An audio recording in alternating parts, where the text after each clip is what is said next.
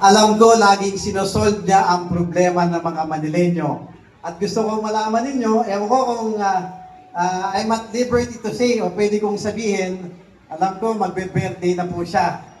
Sa ilang parating na araw, ang aking idol, ang pinakamamahal natin na mayor ng lungsod ng Maynila, palakpakan nyo, Yorme Isko Moreno!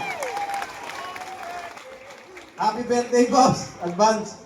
At syempre, sa ating mga konsihal na masisipag, Department of Health na OIC natin, Imam Padilla, sa mga doktor ng Manila Health Department, at galing po sa PhilHealth, ma'am, may day pa tayo, sa mga barangay chairman, kagawad, at sa mga batang tundo na narito ngayon, isa pong magandang hapon sa inyong lahat.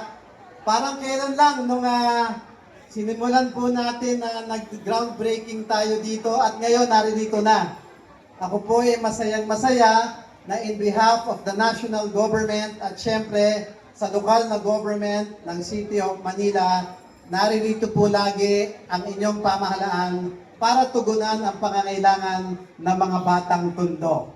Pero excited po ako na aririto po ang ating mayor na talaga namang nag-i-spearhead o nangunguna sa lahat ng programa ng lungsod ng Maynila.